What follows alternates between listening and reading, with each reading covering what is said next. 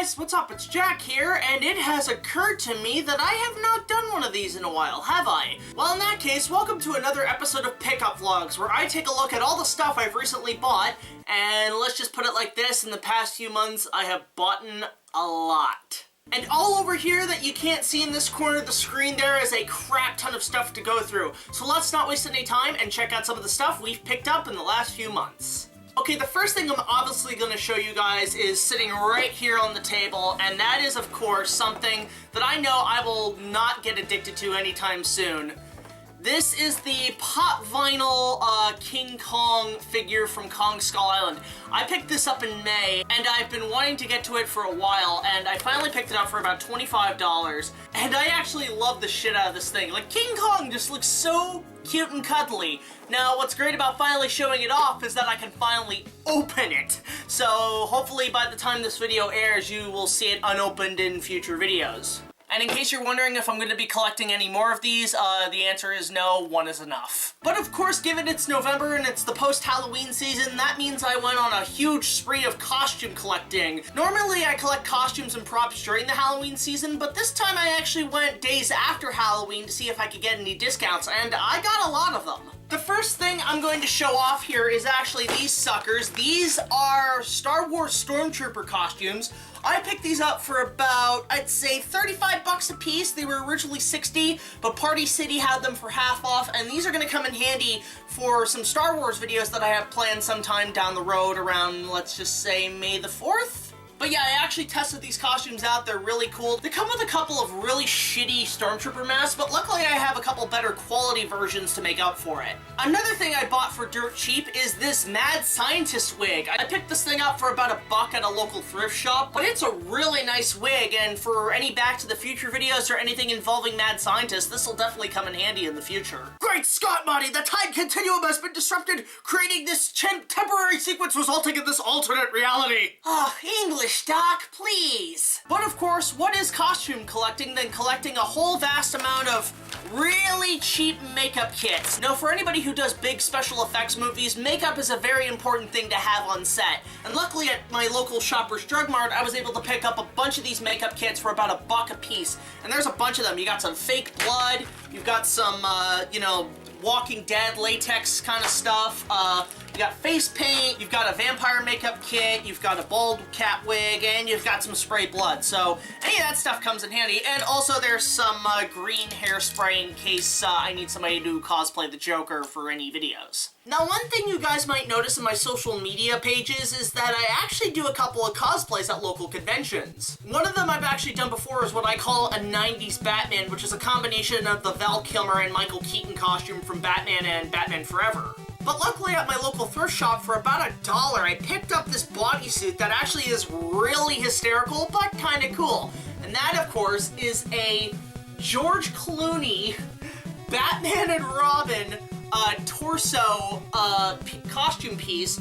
And what I did was essentially take my cape from my previous Batman costume, as well as, you know, like the underpants and the cowl and everything. And basically at one point, I'm going to be cosplaying the George Clooney Batman, which I think is hysterical because not many people have done it. And if you're wondering if the bat nipples are on here, the answer is no. But yeah, I just figured this costume is going to be cool to do in one of the conventions. It also comes with this really cheesy, cheap plastic belt, but it does the trick in some regards, so this is actually really cool. Now, speaking of cosplays, I've actually been commissioned to do a couple of cheap cosplays for some friends of mine for later conventions. And one of these cosplays I made that came out really impressive was this Legolas Greenleaf cosplay. I made this costume for Rice Duke, linked below to his YouTube channel, and he requested me to make a Legolas costume. So I basically went to my local Value Village and Goodwill and picked up all the fabrics and clothes that I needed to make the costume.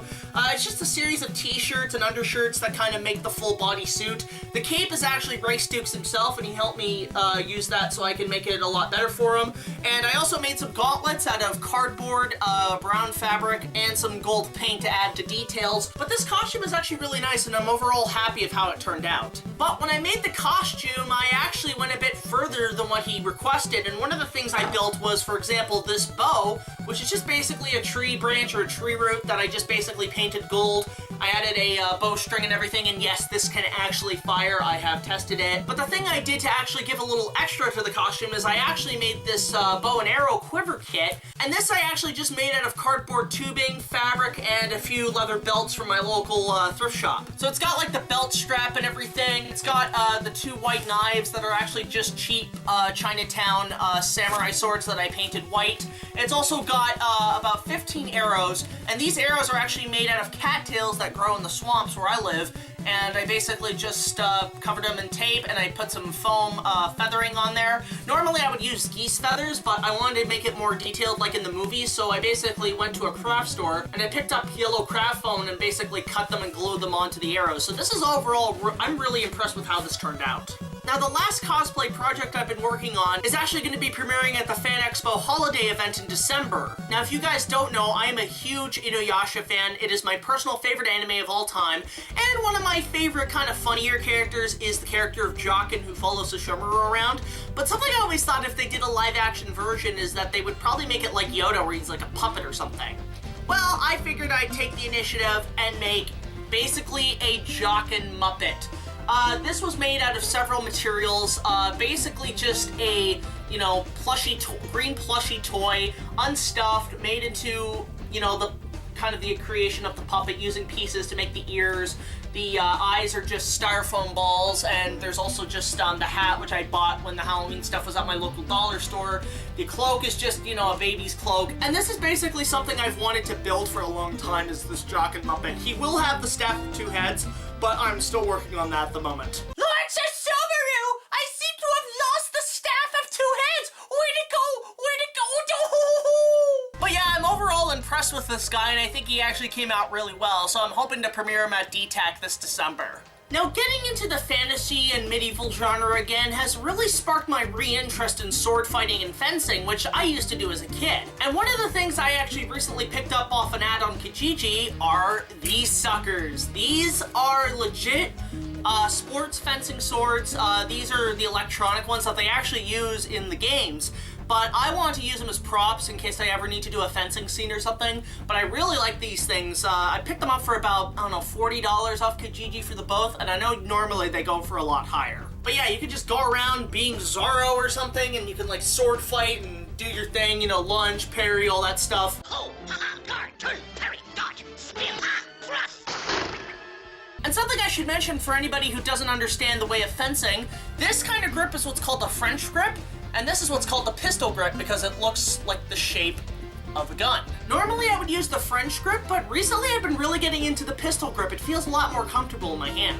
And hey, you know how in video games when they say I want the good controller? Well, then you can have the good sword and I'll just take the crappy one and I'll still kick your ass. And finally, the last set of items I've been picking up in recent months is, of course, DVDs and Blu-rays. Now, the first thing I should show off, which I picked up at my local pawn shop, is, of course, the extended edition of the Lord of the Rings trilogies. Now, I've already had these suckers, but unfortunately they've been used so many times that they're starting to deteriorate, so I had to get these replaced. And I picked these up for about, I don't know, $20 for the whole set, which is not bad. If you guys are big Lord of the Rings fans, these are definitely worth picking up now more than ever because these are going for dirt cheap at pawn shops. And speaking of Middle-earth, at the last Fan Expo around Labor Day weekend, I actually went and cosplayed as Gandalf the Grey for the convention. And one of the booths that happened to be at the con was for the new Shadow of War game, which takes place in the Middle-earth world. And apparently my costume was so good, given it was just a bathrobe and a beard and everything, that the Warner Brothers gaming booth actually gave me a free copy of the extended edition Hobbit trilogy on Blu-ray. Now, I already have the DVDs, but I've been wanting to upgrade to Blu-ray, so I gotta thank Warner Brothers Games and, of course, Warner Brothers themselves for giving me this free Blu-ray of the Hobbit trilogy, which I actually really enjoyed these films, so thank you, Warner Brothers and Warner Brothers Games. And again, since we're on the Warner Brothers topic, one of the things I actually recently picked up was Batman the Animated Series Season 1 on DVD. This was at my local pawn shop for about, you know, $10. It was actually $20, but it was half off, so I got it for dirt cheap. They have the other DVDs there as well, and I might go grab those as well because I've been wanting to get to finally watching in its entirety the entire Batman animated series, which in my opinion is the definitive Batman. Like everybody says, this is the definitive Batman. If you have not seen this Batman, stop what you're doing and go watch it now. This is an incredible series, so I'm really happy I finally picked this up. And finally, something I've been wanting to see on DVD for a long-ass time, which I finally picked up at my local Walmart, was, of course, the first 2 seasons of Rugrats. Rugrats was my childhood. I watched the shit out of this on YTV and then eventually Nickelodeon, but this is an incredible series and I'm so happy that it's finally on DVD, and I don't know if it's on Blu-ray yet, but that would be cool as well. This is basically the first 2 seasons, and in my opinion, seasons 1 through 3 are the best in the series. After season 4, it was just kind of eh. But what I love about these DVDs is that they come with some of my favorite episodes of the entire show. For example, episodes such as Touchdown Tommy, The Trial, Reptar's Revenge, Real or Robots, Ice Cream Mountain, Let There Be Light, Family Reunion, Grandpa's Date, and my personal favorite episode, which is on season 2, Sandho, which is where they basically just play pirates for the whole episode, but I love that episode to death. So I have to say thank you so much, Nickelodeon, for finally releasing these on DVD. Like, what took you so long? And circling back to King Kong once again, something I just recently picked up at a local thrift shop for about 50 cents was a VHS copy of King Kong vs. Godzilla. This is the second VHS to be released for this film, and the company that made this was Good Times Home Video. But something you might notice in this cover that a lot of people seem to be interested in is the fact that they don't use the King Kong and Godzilla designs in the film. Instead, they use the King Kong from Kong 76 and the 85 Godzilla. Now that's interesting to note because back in the 90s when Toho was doing the Heisei era Godzilla films, they had considered doing a King Kong vs. Godzilla remake, and a lot of people thought it was going to look like this and they were just going to use the Kong suit. Unfortunately that got cancelled and they made Godzilla vs. King Ghidorah instead, but it's just kind of cool to see kind of this almost fan art design for the 1962 film, and ultimately what a lot of people thought the actual remake of King Kong vs. Godzilla in the 90s would have looked like. But then it gets fucking hilarious because on the back, they used the 1933 Kong! I don't know what the designer of this cover was thinking, but it's one of those things where it's like the front looks good, but what the fuck's up with the back? It's like they were so ashamed of the designs in the actual fucking movie that they said, we need to lie about this because nobody's gonna watch this piece of shit movie. But yeah, I just think that's so hysterical. But I'm overall happy that I finally got King Kong vs. Godzilla on VHS. But for now, guys, that's it for this episode of Pickup Vlogs, and man, did we pick up a fuckload of stuff. But of course I want to hear from you. Have you guys picked up anything cool in the last few months? Let me know in the comment section below. And also link below to our Patreon page so you could support us in making this channel better than ever. But also don't forget to like this video, like us on Facebook, comment, subscribe, and I will see you guys in the next video. Until next time, this is Jack, aka BigJackFilms, signing off.